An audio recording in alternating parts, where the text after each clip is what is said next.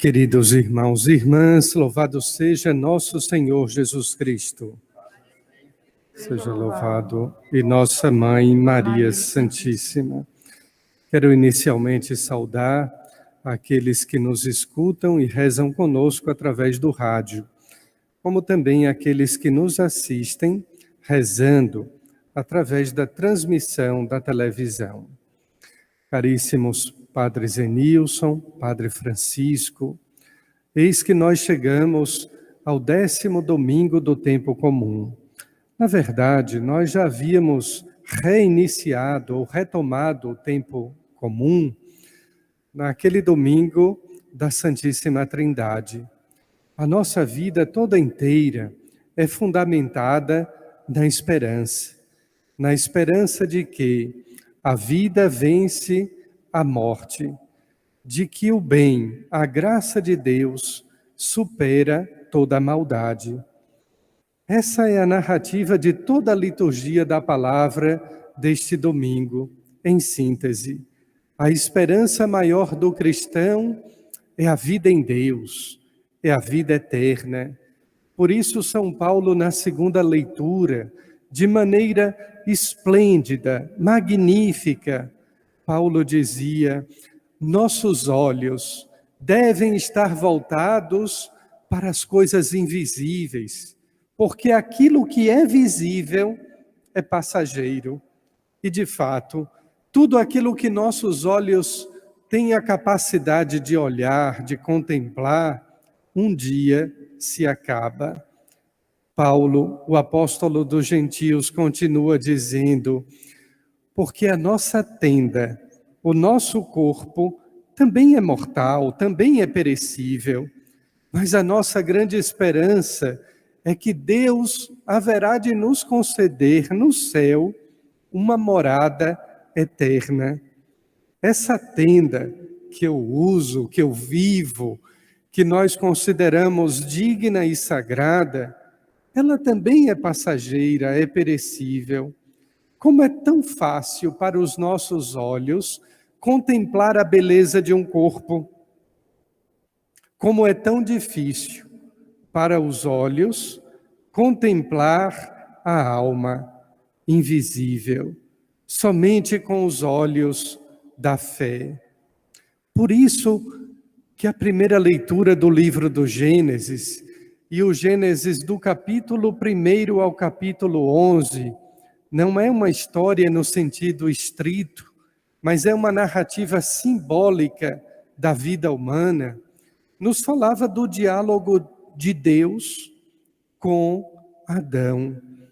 Adão, nome que significa terra fértil, barro. Adão. Bem que todos os homens de Caruaru poderiam se chamar Adão, a terra do barro. Homens que surgiram do barro.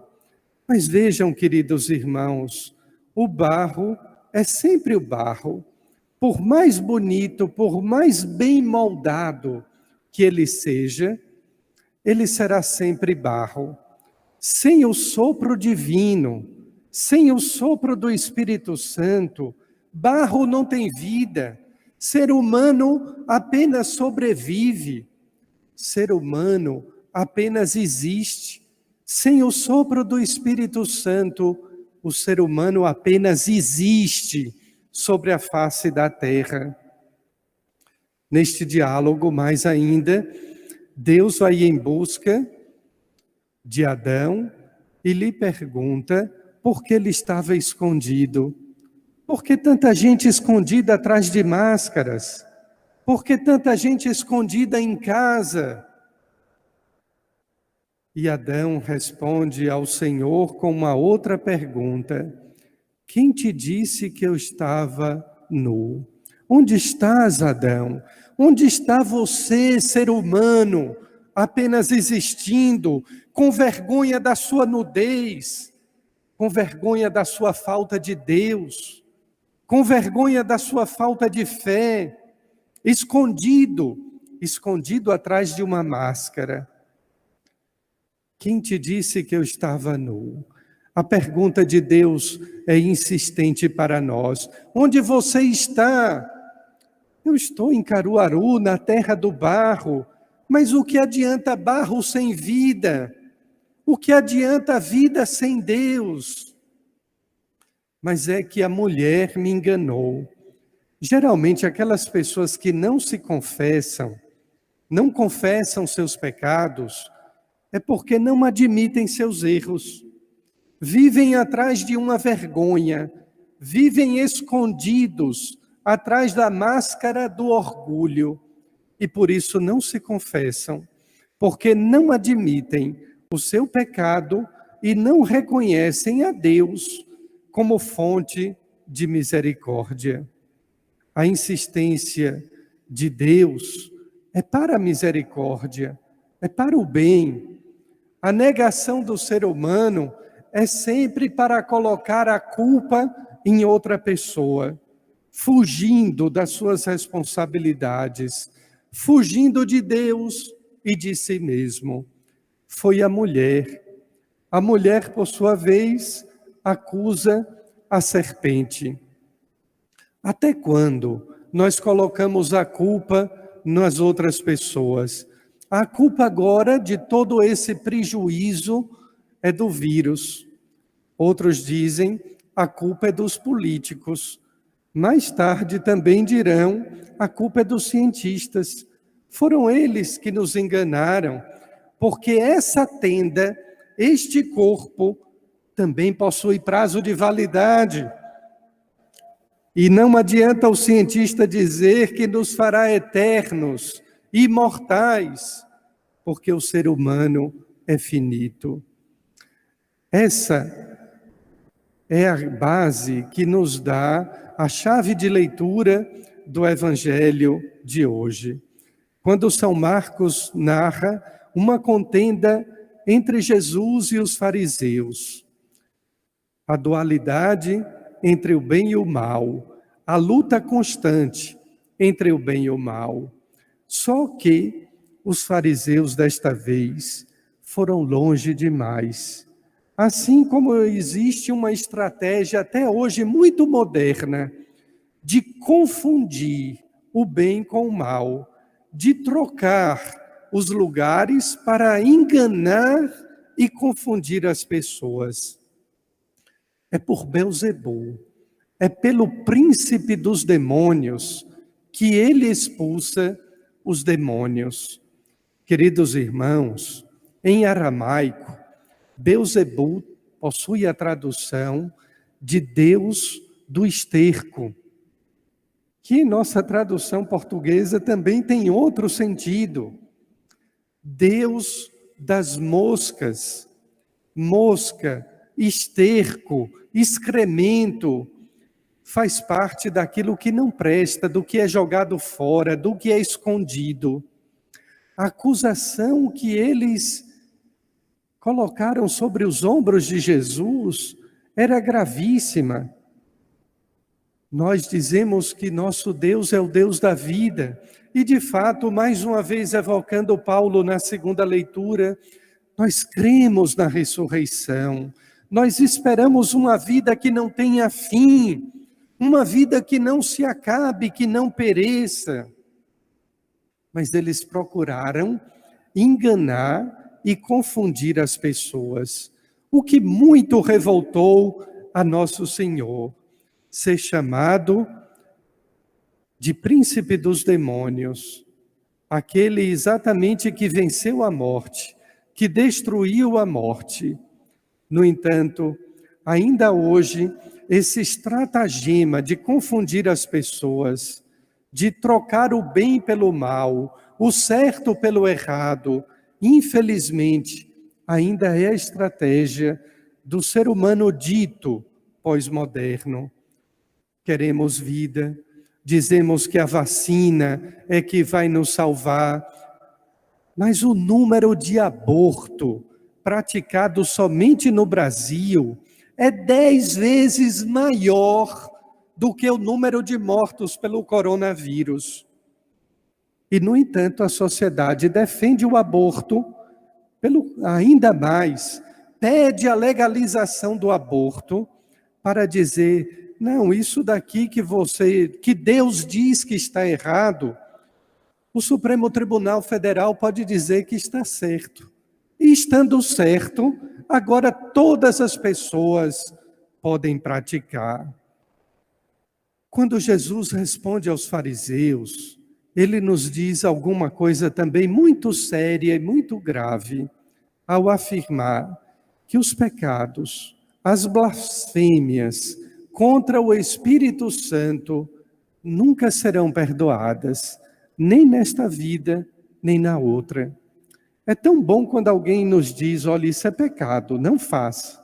E mais ainda, nós queremos saber que tipo de pecado é imperdoável, que não possui perdão, nem aqui neste mundo, nem no outro. Certamente, Padre Zenilson, Padre Francisco, ouviram muitos penitentes, muitos fiéis, que angustiados nos perguntam, mas afinal, qual é este pecado contra o Espírito Santo que é imperdoável? São Marcos é quem responde isso de uma maneira muito clara ao nos dizer, é negar o Espírito Redentor, é negar a divindade de Cristo. É quando eu acredito nas palavras de Jesus porque são bonitas, é porque eu acredito na sua mensagem, é porque eu acredito que ele foi um herói, um espírito de luz, mas eu nego que Jesus é Filho de Deus, é Deus Filho. Esse pecado não tem perdão, porque automaticamente eu me nego a possibilidade de ser perdoado pelo Cristo da cruz, por aquele que na cruz redimiu a humanidade do seu pecado, nos lavou inteiramente dos nossos pecados e das nossas faltas. Negar a divindade de Cristo é negar a possibilidade de ser perdoado. Mais ainda, Jesus é depois interrompido em meio àquela multidão por sua mãe e seus irmãos, que na tradição hebraica, primos e parentes são chamados de irmãos. E Jesus vai fazer agora uma referência à igreja, à sua nova família, para dizer que muito mais importante do que vínculos sanguíneos, quantas pessoas têm vínculos de sangue e se odeiam? Quantas notícias tristes temos escutado de famílias que internamente se destroem? O que liga o ser humano não são os vínculos de sangue, são os vínculos da fé. Por isso é necessário que Deus reine em cada lar, em cada família. Jesus, ao apontar para Maria e seus parentes ou seus irmãos, está nos apontando para a igreja, ao dizer, minha mãe, meus irmãos, são aqueles que ouvem a palavra de Deus e a põem em prática. É a igreja, família do povo de Deus. De forma alguma, de maneira alguma, Jesus está desmerecendo Maria. Até porque nós podemos apenas lembrar 2 ou 3 episódios da vida de Maria que nos mostram o contrário, que nos apontam Nossa Senhora como modelo. Primeiro deles, no anúncio do anjo a Maria e na visita de Maria à sua prima Isabel. Fiz referência numa homilia passada, quando Isabel solenemente afirma, bem-aventurada, feliz és tu, Maria, porque acreditou que as promessas de Deus seriam feitas, seriam cumpridas. Ou aquela outra em que se dizia que Maria guardava a palavra de Deus no seu coração, meditava e observava. observava a tal ponto que aos pés da cruz estava Maria, senhora de si mesmo, a mulher que creu e por isso mesmo não desmaiou, sofreu, sim, teve as suas dores, como nossa padroeira nos aponta em seu coração. Mas a mulher que acreditou que as promessas do Pai, as promessas de Deus, seriam cumpridas até o fim. Queridos irmãos, não nos deixemos enganar pelo mundo. Aliás, a esse propósito, havia um santo que dizia: no dia em que a Igreja Católica se confundir com o mundo, se parecer tanto com o mundo, é porque o fim está próximo.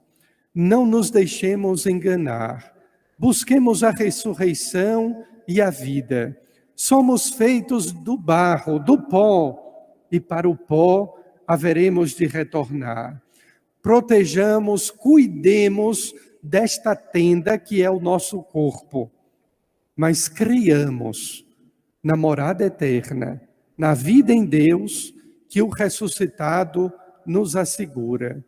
E no meio dessa conflitualidade do mundo, entre o bem e o mal, não nos deixemos seduzir pelo Deus do esterco, do dinheiro, da mosca, que permanece sobre todas as coisas que são perecíveis e que apodrecem. Busquemos sim, de coração sincero, a Deus, na igreja, comunidade, família dos fiéis que ouvem a palavra de Deus, procuram a conversão para praticá-la a cada dia. Amém.